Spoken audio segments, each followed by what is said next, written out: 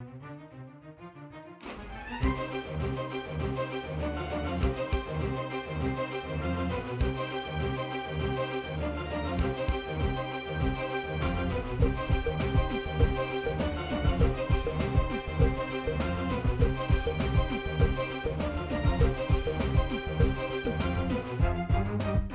there! Thank you for joining us for another informative edition of Jamaica Magazine. I'm Tamara McHale.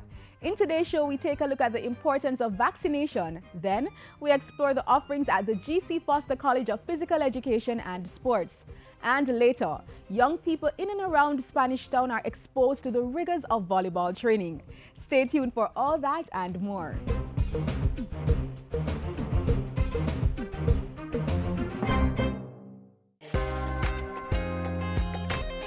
Are you committed to Jamaica's growth and development? Would you like to work on high-impact projects in a fast-paced environment? Do you have a record of outstanding professional achievement and leadership skills? Then, welcome to the Jamaica House Fellowship and the most exciting 2 years of your life. Apply now at opm.gov.jm/Jamaica House Fellowship or call toll-free 1-888-429-5543. That is 1-888-429-5543. The Jamaica House Fellowship. Applications close August 2, 2016. I am your child. I am Your child. I am your child. I am your child. I am your child. I am Your child. I am Your child. I am your child. No child is just your child. No child is just my child. Every child is Jamaica's future. Every you coming like a man. We must do better. They are all our children. I am your child.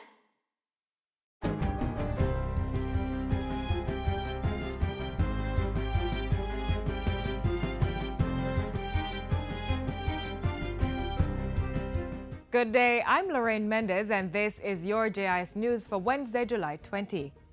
The Ministry of Health is improving its Zika testing capabilities as well as pre- and postnatal care for newborns as it contends with an increasing number of pregnant women confirmed or suspected of being infected with the Zika virus. Simone Wolfe has more in this report. In a statement to Parliament yesterday, Health Minister Dr. Christopher Tufton said 231 pregnant women were suspected of having Zika, with 7 confirmed cases. Research and experience from other countries suggests that 10% of them could have a child with microcephaly. So as part of prevention activities, the ministry is providing mosquito nets to all pregnant women attending public antenatal clinics, as well as counseling and psychosocial support. The capacity of the virology lab at the University of the West Indies is also being increased to facilitate more Zika testing. An additional PCR machine dedicated to Zika virus testing has been ordered by the ministry for the UWI virology lab. Additionally, staff have been deployed and others are being recruited to assist at this facility. Discussions of a shift system for increased Zika virus testing is also ongoing. And with the support of PAHO, the ministry has trained staff and established the capacity to do ELISA testing, which will allow them to differentiate between whether a pregnant woman has or has ever had Zika.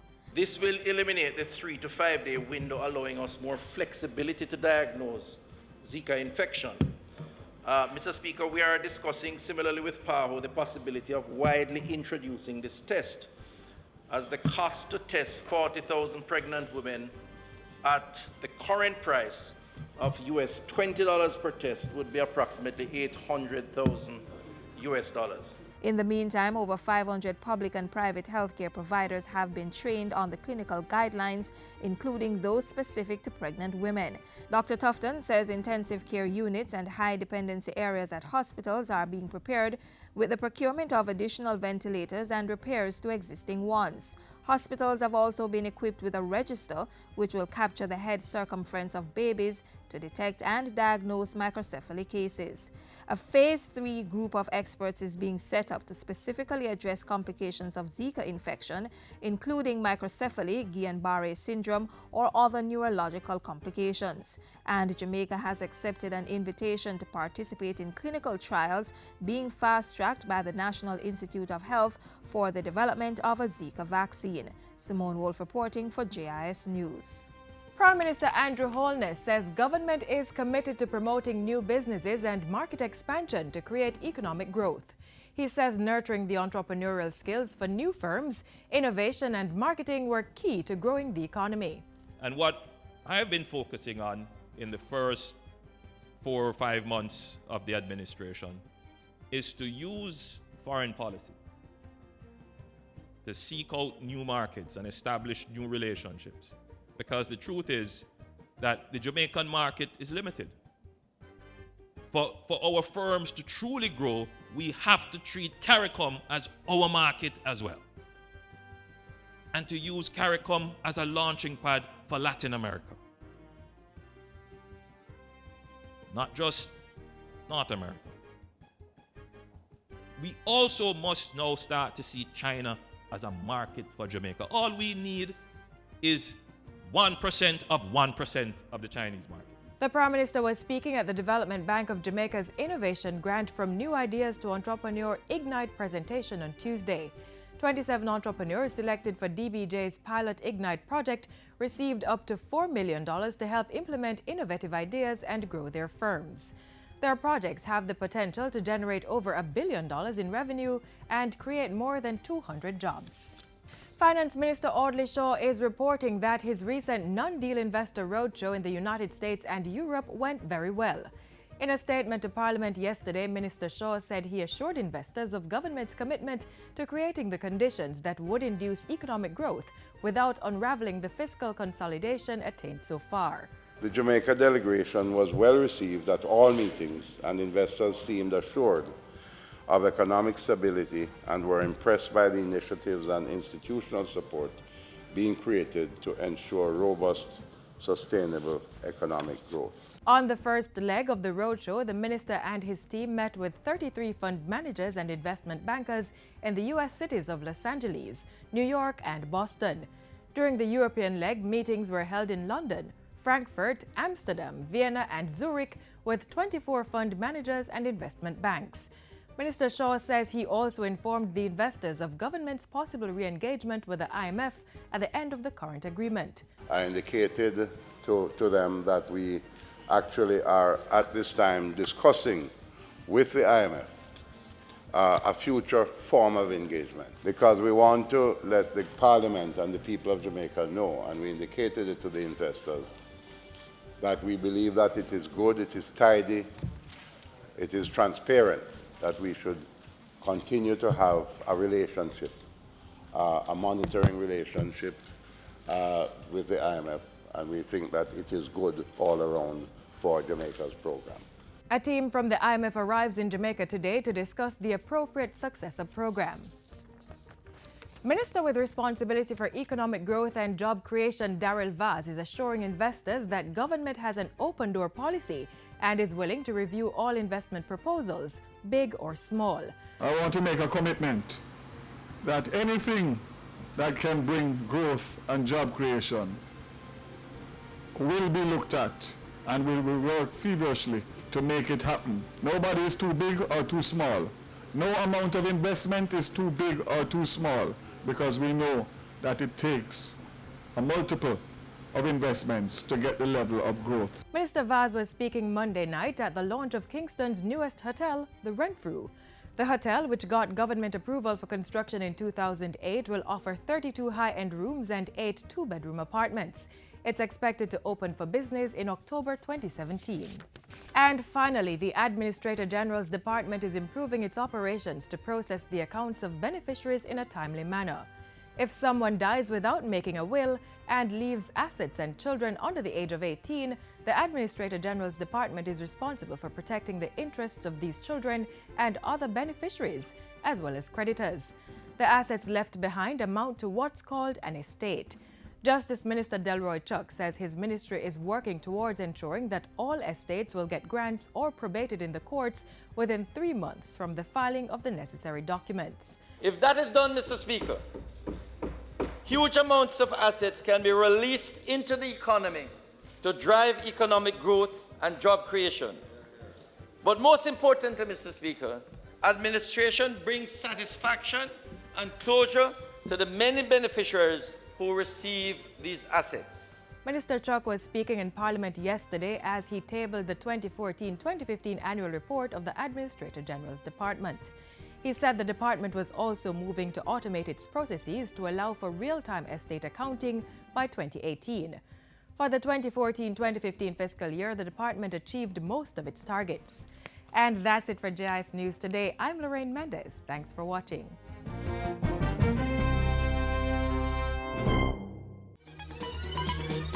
Preparing for back to school can be a stressful task if not planned carefully. That's why it's important for you to make a list and deal with each task one at a time. Here are a few tips to consider when shopping for books. Before you buy any book, check with friends, neighbors, and family members for ones you can borrow. You should also check with schools, churches, and community groups that may have a recycle book program, or stores that sell second-hand books. After you have done all that, check the prices at various bookstores in order to get the best price. You could also buy books that will be used early in the school year first, if you can't buy all at once. Act now and avoid the last-minute rush. Even though it's July, back-to-school preparations are already at the forefront of the minds of most parents. Some have started eye shopping for uniform material and school supplies. Here's something that should be at the top of any back-to-school preparation list: ensuring your child is fully immunized. Our next feature will tell you why.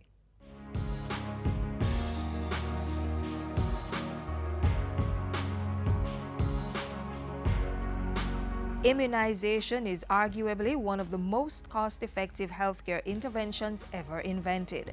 Since the first successful vaccine was developed to treat smallpox in 1796, vaccination has been preventing illnesses and deaths for millions of people around the world.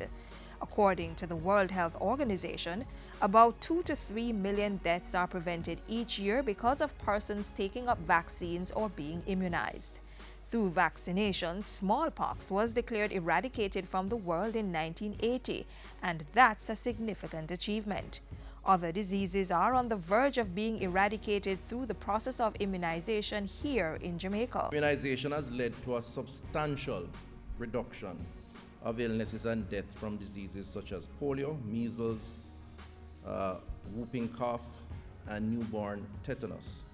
Measles deaths have decreased by almost 80% over the past 10 years, which again is a significant achievement. Jamaica's immunization program has managed to eliminate a number of vaccine-preventable diseases over the years. These include polio, which usually left children paralyzed. Jamaica had the last case, for example, of polio in 1982, the last case of locally transmitted measles in 1991, the last case of diphtheria in 1995, the last case of rubella in 2000, and the last case of newborn tetanus in 2001. In 2011, the country recorded 100% immunization coverage for BCG or tuberculosis. Thanks to the expanded program on immunization EPI, which began in 1976, the population coverage against vaccine-preventable diseases remains relatively high. Under the program, immunization coverage for children under 2 years old reached 93 to 94% in 2010-2011.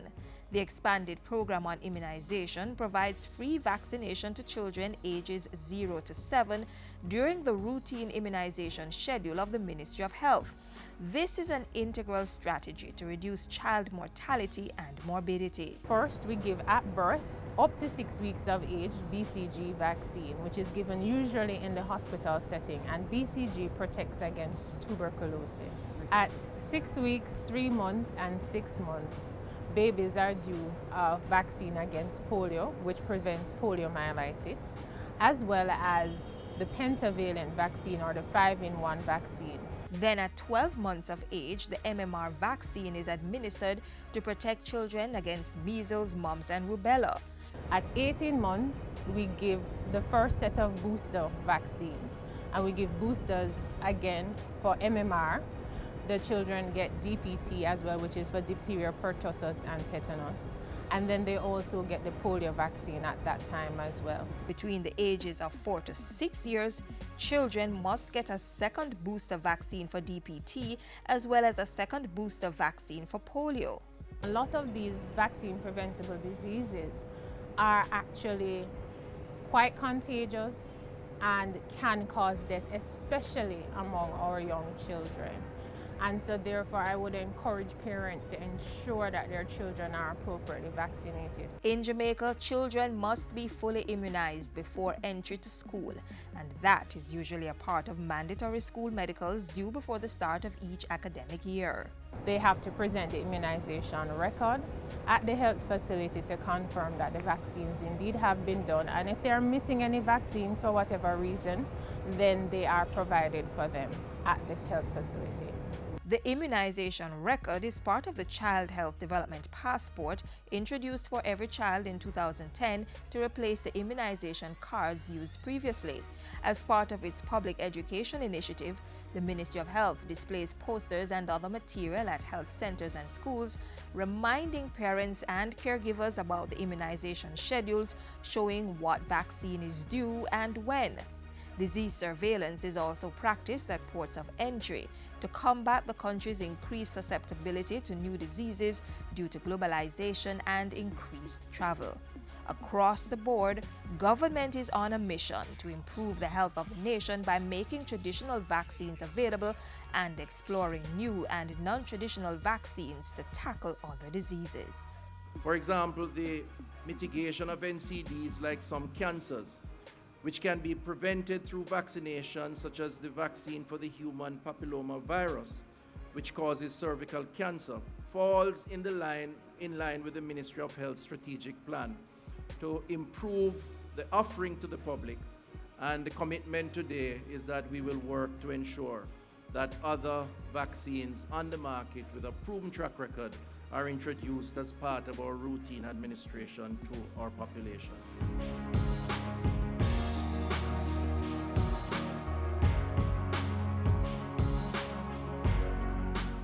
Don't make diseases spread. Wash your hands with soap and water instead. Wash them regular or use a hand sanitizer. Make sure the germs them dead. Touching your eyes or your mouth or your nose. Wash your hands before you do things like those. After you use the bathroom before preparing food, come on, wash your hand them clean. Jamaica has excelled in sports over the years, and the G.C. Foster College of Physical Education and Sports has been providing an environment where many coaches and athletes can hone their skills. Take a look.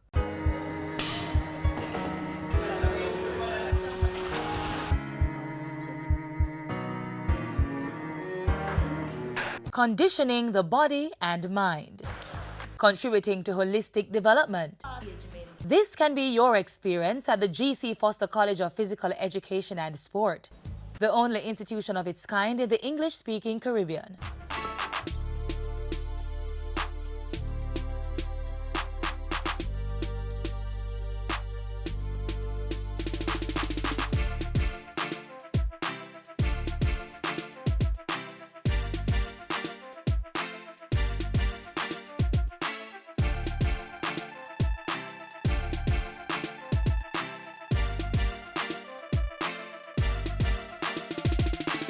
There was a growing need to establish an institution, a training institution, to educate and train teachers of physical education and sports and coaches.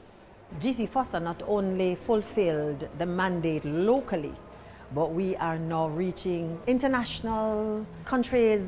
We are not just known as the home of world-class coaches, but we're producing world-class athletes as well. The institution uses state-of-the-art equipment, including a new 400 meters track donated by the Sport Development Foundation, and international comparable training techniques and technology to teach the importance of physical literacy and sport, opening doors for careers in multiple fields, from event management, massage therapy to fitness instruction. The institution offers various levels of education, from certificate to postgraduate. There are quite a few programs that we do offer that you'd call not necessarily conventional programs. We try to get the students optimally rounded so they can introduce different sporting activities to the students when they go out in the world of work. Students are given the opportunity to hone and shape what is learned in theory through practical exercises in the various facilities provided for multiple sporting disciplines.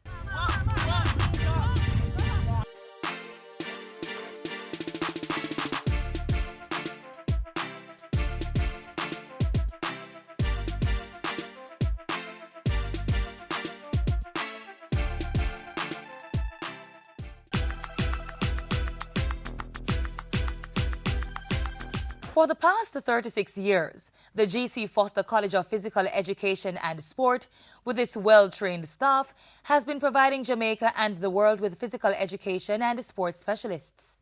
G.C. Foster laid the foundation for a scientific understanding of the sports and its various disciplines, track and field, football, volleyball, basketball, and so on. It also laid the foundation for emotional support in terms of understanding human behavior, learning how to deal with situations that are quite common to group dynamics. The college facilitated my preparation as a referee because of the numerous fields, so I use it to train to keep up my fitness level. It's not very easy over here, but it basically helps you to become a mentally and physically tough person. Nothing in life comes easy, and you have to work whatever it is that you want. They have given me the platform to train and education and to work. So I'm really grateful for the opportunity that they have blessed me with.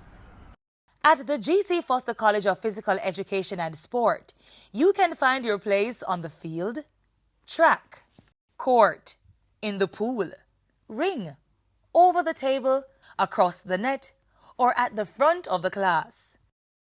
The G.C. Foster College of Physical Education and Sport, a world-class training institution.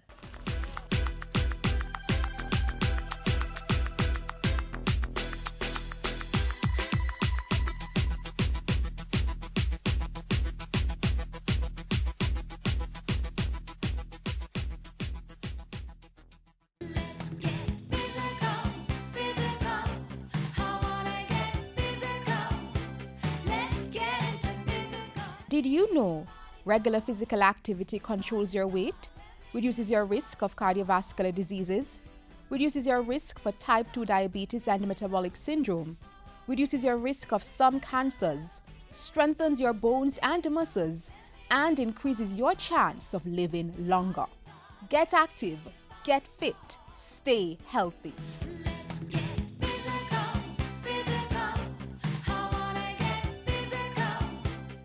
Track and field, football, and cricket are some of the more popular sports in Jamaica, and the organizers of the Venus Junior Volleyball Clinic are aiming to add volleyball to that list.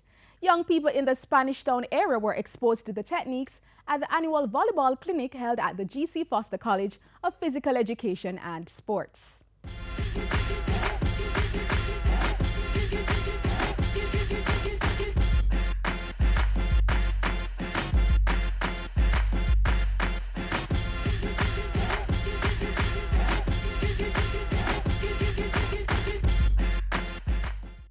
Everybody get up, it's time to slam now. We got the real jam going down. Welcome to the Space Jam. Here's your chance, do your dance at the Space Jam. Alright.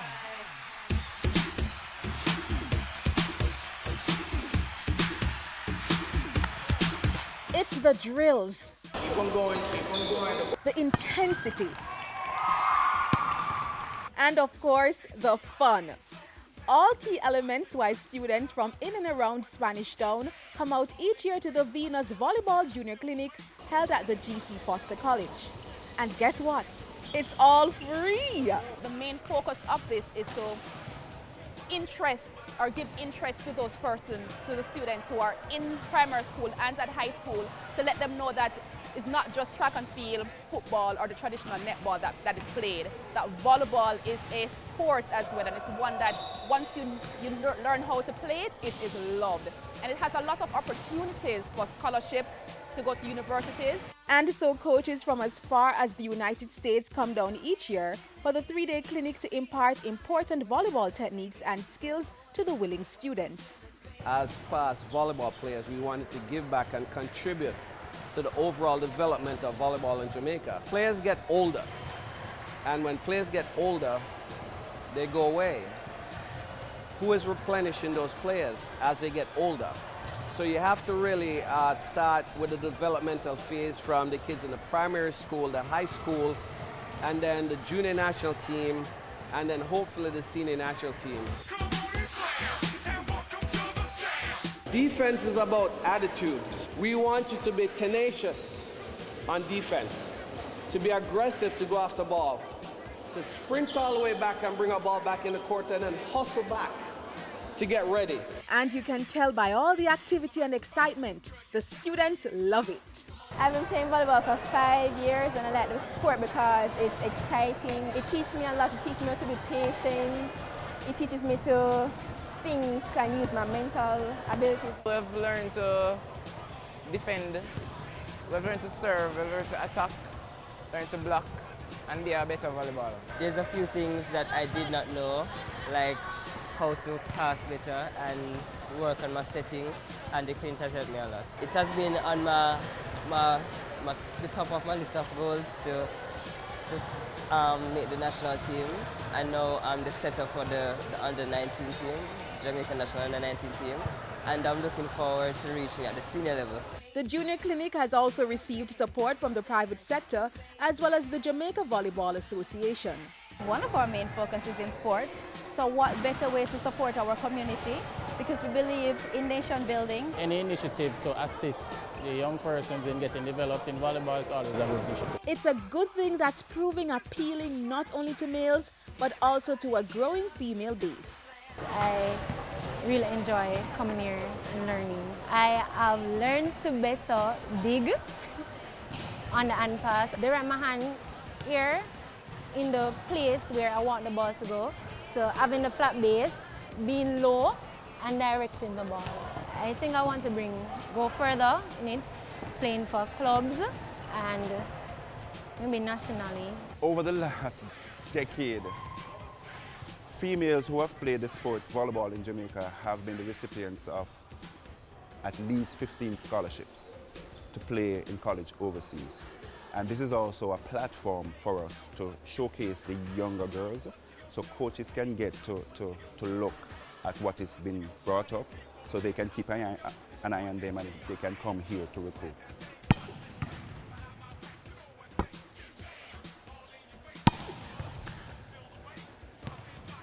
That's very good. I'd give him a hand for that.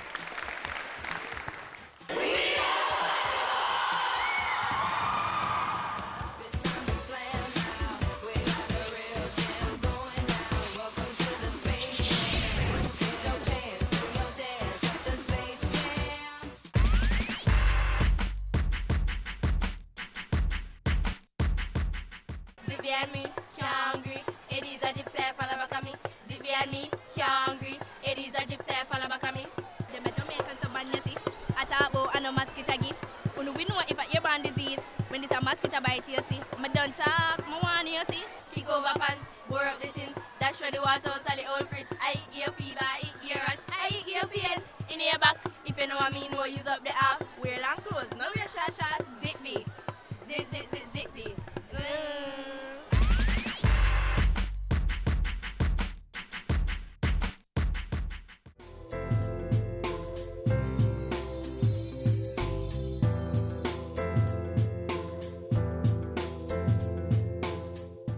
That's it for today's edition of Jamaica Magazine. Let us know what you thought about today's show.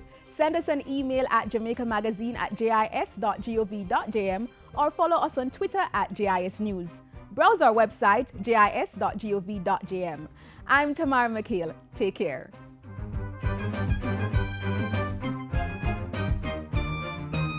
This has been a production of the Jamaica Information Service, the voice of Jamaica.